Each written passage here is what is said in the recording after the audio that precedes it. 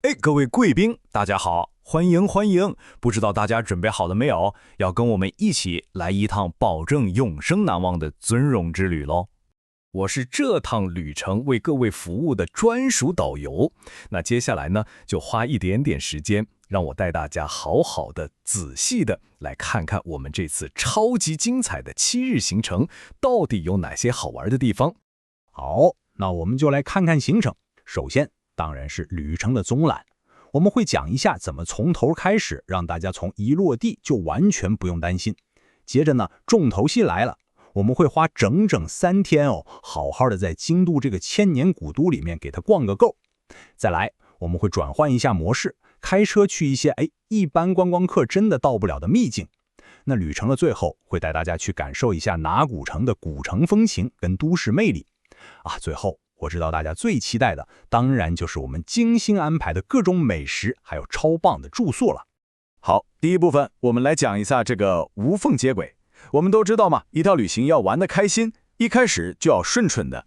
所以各位可以完全放心，从你一落地开始，所有大大小小的细节，我们通通都帮你处理好了。所以说，交通问题完全不用烦恼，我们早就安排好了专车来接送，而且还帮大家订好了从机场直达京都的特快列车票，保证让各位一下飞机就可以轻轻松松、很惬意地展开这趟旅程。来，大家可以看一下这张图，这就是去京都最快的方式喽。我们要搭的这台 JR Haruka 特快列车，它会从关西机场直接出发，然后很棒的是，它沿路只停几个大站而已，所以不会站停，这样就可以让我们又快又稳的休一下，就到我们的第一站京都了。你没看错，真的只要80分钟，是不是超快的？这就是 Haruka 特快列车的效率。而且还有一个小惊喜，就是每一台列车上面呢都有超级可爱的 Hello Kitty 彩绘，所以大家在享受这个又快又舒服的旅程的时候，一上车马上就能感受到日本的卡哇伊魅力了。好，那到了京都之后，我们的旅程才算真正开始哦。接下来这3天，我们就要带大家好好的、彻底的沉浸在这座千年古都它那种独一无二的文化气氛里面。这3天的行程是这样安排的：第一天到，先好好安顿下来，晚餐我们已经订好位了，是超人气的鸟贵族。第二天就是经典的京都历史之旅，要去清水寺3年坂，还有吉原。那第3天很特别，我们要来个一日游，去一个号称海之京都的地方，看看有日本威尼斯之称的伊根收屋，还有美到像仙境一样的天桥立。大家可以想象一下那个画面第二天，我们走在那个充满历史感的石板路上，就是所谓的板道，一步一步往上爬，然后站上那个完全没有用一根钉子、纯木造的清水舞台上，哇！从那里看出去，整个京都市的风景就这样在你脚下一览无遗。我跟你说，那种感动真的很难用言语形容。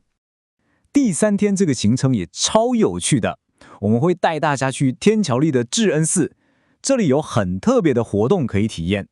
你看它的签诗是这种超可爱的扇子形状。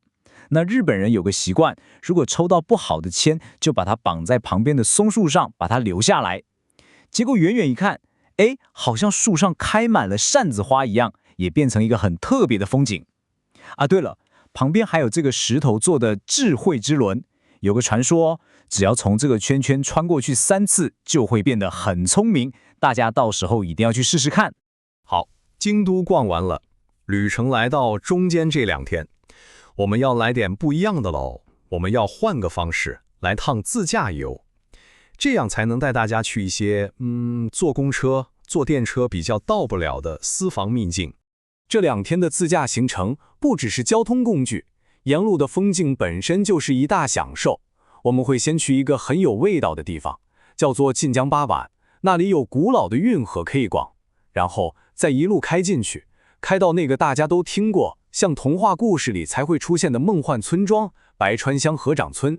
你看我们第4、第5天的亮点，早上9点在京都车站轻轻松松取车，然后出发去近江八幡逛运河。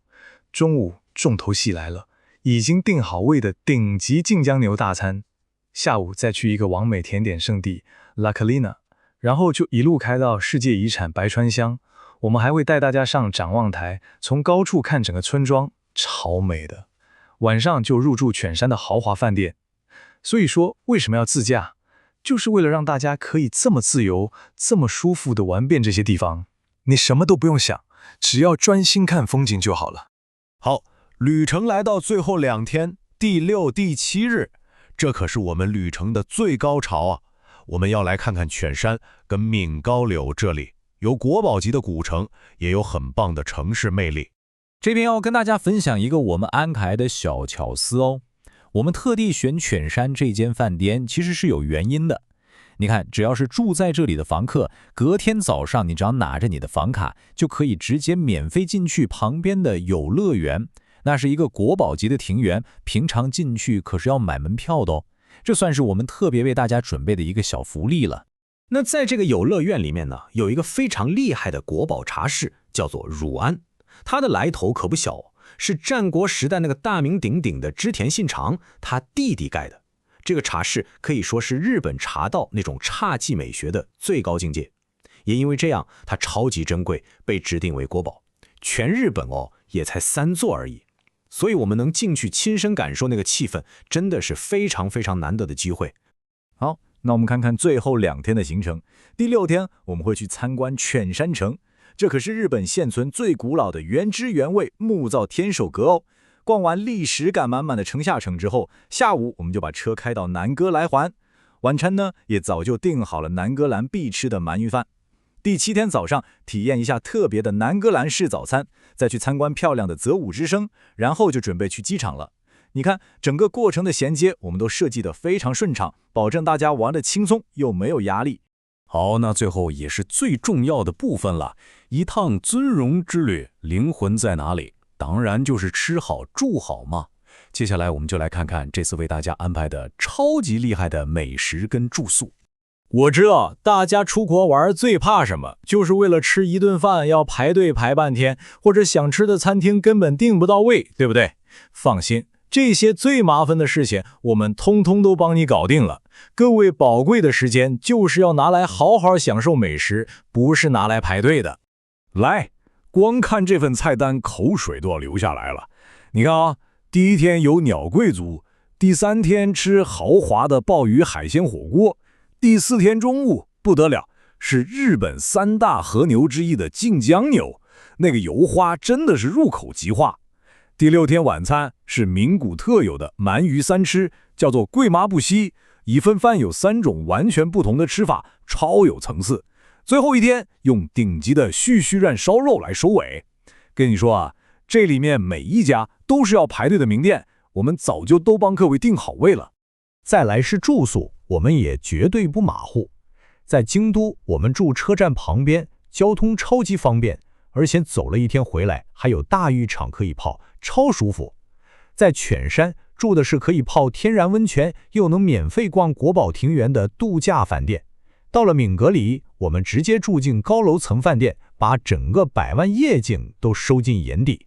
你看，每一个地方的住宿都是我们为了让大家有最好的体验，精挑细选出来的。你以为这样就结束了吗？还没有，我们连旅程的最后都帮你想好了。从名古市区到机场的交通没问题，还会提醒大家在机场一定要买那个超好吃的虾饼之礼当伴手礼。最贴心的是什么？是当各位回到台湾，一下飞机就已经有专车在机场等着你，直接把你安安全全的送回温暖的家，是不是一条龙服务到底？好，听完这一整趟我们精心规划的旅程，不知道在这么多精彩的时刻里面，不管是古老寺庙那种安静的感觉，还是自己开车奔驰来美景中的那种自由，又或者是那一道道不用排队就吃得到的美食，到底哪一个才是最让你心动，最点燃你旅行渴望的那个瞬间呢？真心希望这趟旅程能为各位带来满满的感动和一辈子难忘的回忆。